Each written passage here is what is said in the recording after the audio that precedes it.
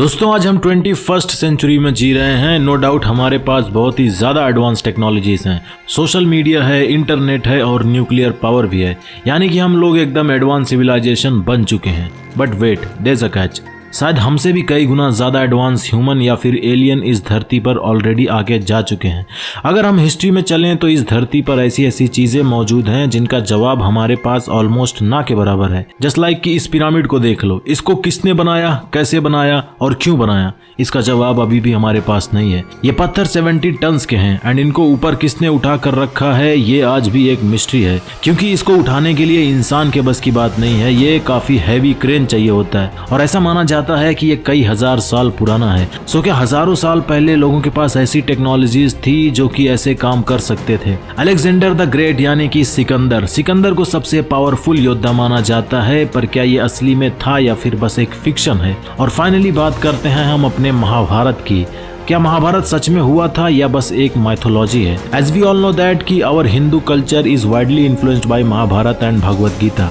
अगर ये महाभारत सच में हुआ था तो क्या इसके कोई आर्कियोलॉजिकल एविडेंस है हमारे पास जो कि मौजूद हों और प्रूव कर सकें कि yes Mahabharata do exist? And अगर जो इस महाभारत में बिलीव नहीं करता उसको मैं कुछ दिखाना चाहता हूँ। ये एक स्टैचू है जो महाभारत का सीन डिपिक्ट करता है एंड ये स्टैचू बाली में है। ये है अंगकोर वाट टेम्पल जो कि दुनिया का सबसे बड़ा टेम्पल माना जाता है एंड ये कंबोडिया में है। आज ये एक बुद्धिस्ट टेम्पल है but initially it was a Hindu temple. इसको 12th सेंचुरी में सूर्यवर्मान II नाम के किसी एक राजा ने बनवाया था। इस बात से ये क्लियर होता है कि पहले के जमाने में इंडिया काफी बड़ा देश था, कई सारे देश से मिलकर भारत देश बना था। सिर्फ आज जो हमारा भारत है सिर्फ इतना ही नहीं था। खैर इंडिया कितना बड़ा था वो टॉपिक नहीं है, आते हैं महाभारत पर। महाभारत सच में हुआ था या फिर एक बस मिथ है, इसको हम थोड़ा एक्सप्लोर करते हैं। सो दोस्तों इसका जवाब मैं आपको यस या फिर नो में नहीं दूंगा, बल्कि आपको बिना किसी जजमेंट के एक क्यूरियस माइंड होके इस वीडियो को देखने को कहूंगा। सो with that said let's get started.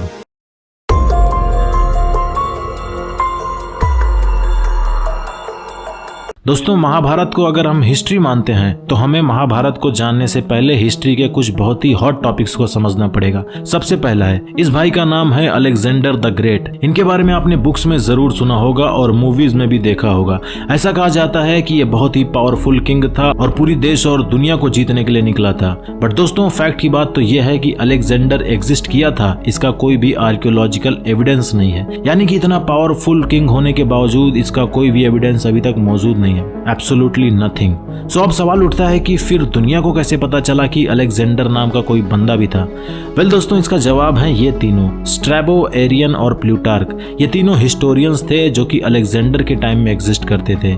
इनके कुछ दस्तावेज मिले हैं जिसमें अलेक्जेंडर का जिक्र किया था और उसकी ग्रेटनेस और अचीवमेंट का जिक्र किया गया था। उसी से पता चला कि अलेक्जेंडर नाम का कोई किंग था। इन डॉक्यूमेंट से यह पता चला था कि अलेक्जेंडर 356 BC में एग्जिस्ट करता था एंड बहुत ही पावरफुल किंग था। एंड ये सच भी है, Alexander is a history not a mythology. But यहीं पर एक क्वेश्चन ट्रिगर करता है हमारे माइंड में कि अगर अलेक्जेंडर को प्रूव करने के लिए सिर्फ एक दस्तावेज काफी है तो हमारे पास तो पूरी भगवत गीता है एंड लाखों श्लोक हैं जो कि प्रूव करते हैं कि yes Mahabharata was a real act. But still दुनिया में कुछ लोग इसको एक माइथोलॉजी मानते हैं। खैर दुनिया और दुनिया के लोग क्या मानते हैं वो दूसरी बात है।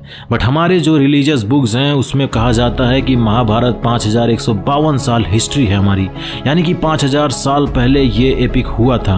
अगर भगवत गीता के श्लोक्स पढ़ें तो उसमें जिक्र है बड़े बड़े न्यूक्लियर वेपन्स और घोड़ों का, कई सारे हाथियों और कई सारे बड़े बड़े योद्धा इसमें थे। एंड बस यही एक मेन मुद्दा बन गया है जिसको अभी तक क्लैरिफाई नहीं किया जा सका है। आखिर जब महाभारत में इतने एडवांस वेपन यूज किए गए थे तो वो आखिर गए कहां पर?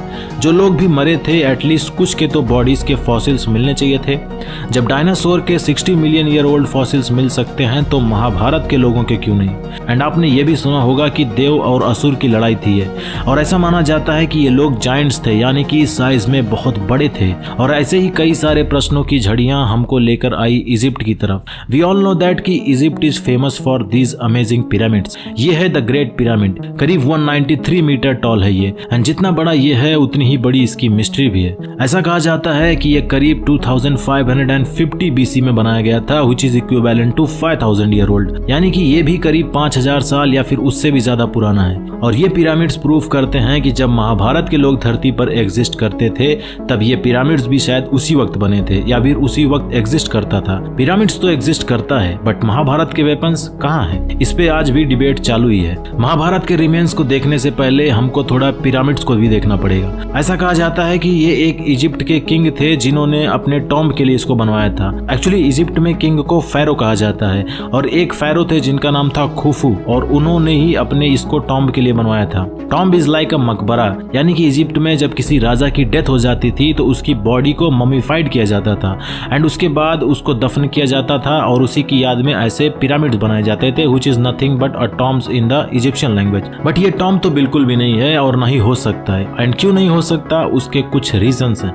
नंबर 1, यहाँ से देखो ये कितना बड़ा है। फोटोज में भले ये नॉर्मल लगे but in reality it's really huge. Number 2, इस पिरामिड में सिर्फ एक एंट्रेंस है। पूरा का पूरा पिरामिड इन बड़े बड़े पत्थरों से ब्लॉक्ड है। इसके अंदर जाने का सिर्फ एक ही दरवाजा है और वो है ये। एंड नंबर 3, एंड तीसरी और कमाल की बात तो ये है कि ये एंट्रेंस भी जब से ये पिरामिड बना है तब से टोटली क्लोज्ड है। इसको कोई भी नहीं खोल सकता, इतनी एडवांस टेक्नोलॉजी से इसको बनाया गया है। सोचो 5000 साल पुराना, इतनी एडवांस टेक्नोलॉजी के साथ बनाया गया है। सो हम कैसे बोल दें कि हम बहुत ही एडवांस हो चुके हैं। एंड फोर्थ बात जो सबसे ज्यादा कान खड़े करती है, जैसा कि मैंने आपको बताया था कि इसको एक खुफू नाम के किंग थे, उन्होंने अपने टॉम्ब के लिए बनवाया था।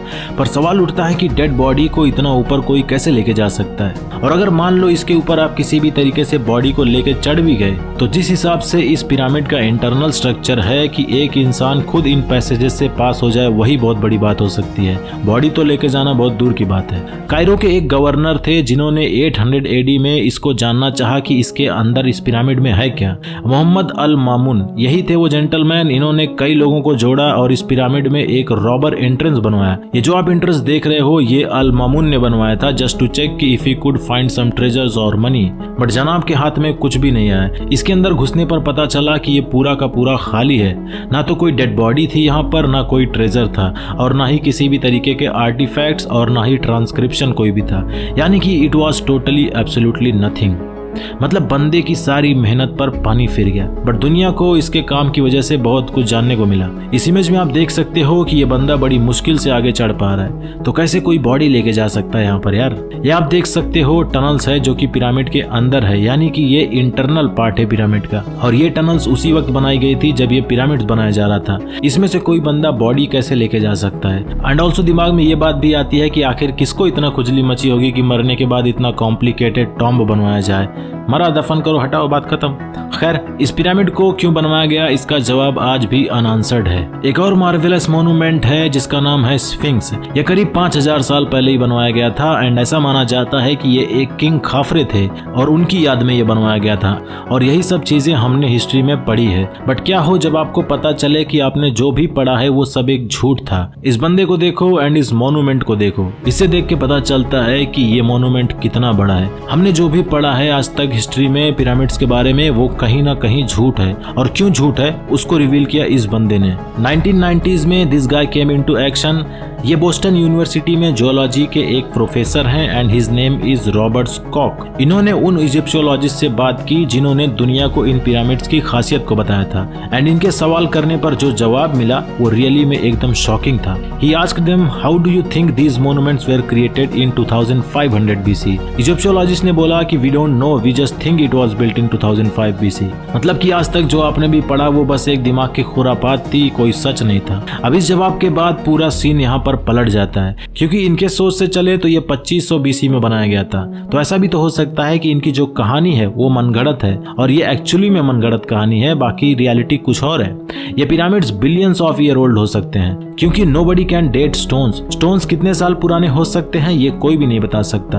एंड ये पिरामिड पूरा स्टोन से ही तो बना है। एंड इसीलिए रॉबर्ट ने सोचा कि nope, I am not gonna believe this imaginary theory. So इन्होंने कुछ टेस्ट कंडक्ट किए एंड फिर जो बात पता चली वो टोटली में शॉक करने वाली बातें थी। स्फिंक्स को देखो और अच्छे से देखो। यहाँ पर आप देख सकते हो कि स्फिंक्स में इरोजन्स हुए हैं, यानी कि इसकी कुछ मिट्टी ढह के एकदम टूट गई है और ऐसा तभी होता है जब भारी बारिश होती है। और इस जगह को भी आप देख सकते हो, यहाँ पर भी इरोजन्स के साइन हैं जो कि डिक्टेट करते हैं कि यहाँ पर बहुत ही हैवी रेनफॉल हुआ था। बट फैक्ट की बात तो यह है कि यहाँ पर 6000 BC से लेकर अभी तक कोई बारिश नहीं हुई है, तो फिर ये इरोजन कैसे हुआ?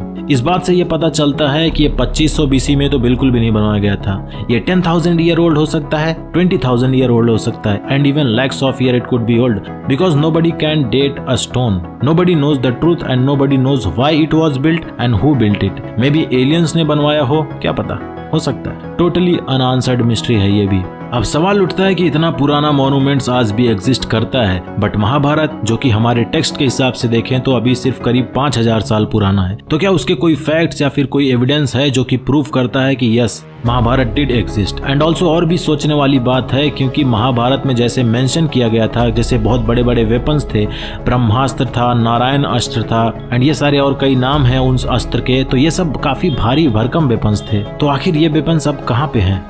सो दोस्तों, कुछ ऐसे वेपन्स और आर्कियोलॉजिकल एविडेंसेस मिले हैं जो हमें सोचने पर मजबूर करते हैं कि Mahabharata really need some kind of attention. इस नरकंकाल को देखो, ये इंडिया में एम्प्टी क्वार्टर नाम के एक रीजन में मिला था। आई मीन कम ऑन, ये कोई आम डिस्कवरी नहीं हो सकती है। इस स्केलेटन को लोग मानते हैं कि ये घटोत्कच का कंकाल है। घटोत्कच भीम का पुत्र था जो कि साइज में काफी बड़ा था एंड महाभारत में पांडवास की ओर से लड़ रहा था। इतने बड़े लोग सोच सकते हो कि एक बिल्डिंग के जितना बड़ा होगा ये।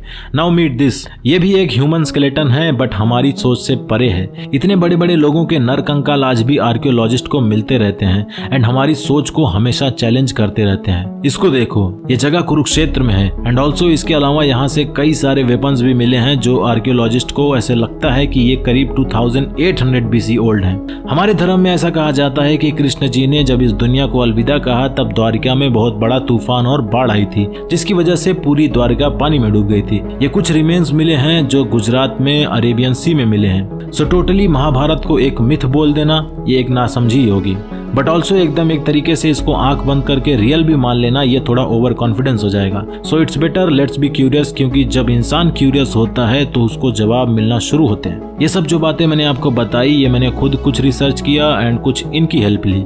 ये हैं क्रिस्टोफर चार्ल्स डॉयल। ये पिछले 15-16 साल से महाभारत पर ही रिसर्च कर रहे हैं। सो आपको अगर और जानना है महाभारत या फिर इनके बारे में तो आप इनको गूगल कर सकते हो।